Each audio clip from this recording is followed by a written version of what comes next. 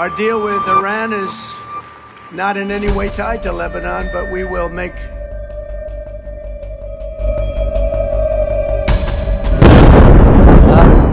قبلا هشدار داده بودیم ارتش متجاوز آمریکا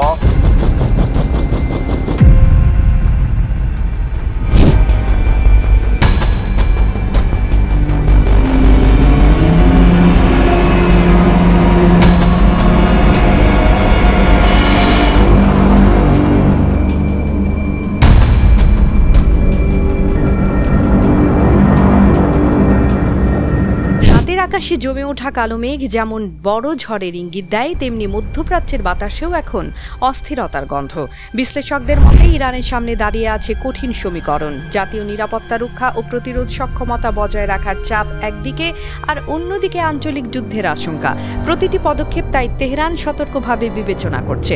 Tehran ভিত্তিক গবেষণা কেন্দ্রের জ্যেষ্ঠ ফেলো আব্বাস আসলামি জানান, কূটনৈতিক যোগাযোগের পথ পুরোপুরি বন্ধ হয়নি, বিভিন্ন পর্যায়ে আলোচনা চলছে। তবে তার মতে ওয়াশিংটন আলোচনার টেবিলে অতিরিক্ত ছাড় আদায়ের উদ্দেশ্যে চাপ সৃষ্টির কৌশল ব্যবহার করছে। তিনি বলেন, যুক্তরাষ্ট্র নিজেদের অবস্থান শক্তিশালী করতে চাপ প্রয়োগ করছে, এমনটাই মনে করেন অনেক পর্যবেক্ষক। বর্তমান পরিস্থিতিতে কূটনৈতিক প্রচেষ্টা অব্যাহত থাকলেও সংঘাত প্রশমনের সম্ভাবনা যেমন আছে, তেমনি নতুন করে সামরিক উত্তেজনা বাড়ার ঝুঁকিও সমানভাবে বিদ্যমান। বিশ্লেষকদের মতে ইরান মনে করছে সামরিক হামলার জবাব না দিলে তা দুর্বলতার প্রতীক হিসেবে দেখা হবে। এতে ভবিষ্যতে আরও আক্রমণের ঝুঁকি বাড়বে। আসলামি আল জাজিরাকে দেয়া সাক্ষাৎকারে বলেন, বর্তমানে উভয় পক্ষের হামলা সীমিত মাত্রায় হলেও বৃহত্তর সংঘাতের সম্ভাবনা উড়িয়ে দেয়া যায় না। মধ্যপ্রাচ্যের আকাশ তাই এখন ভারী।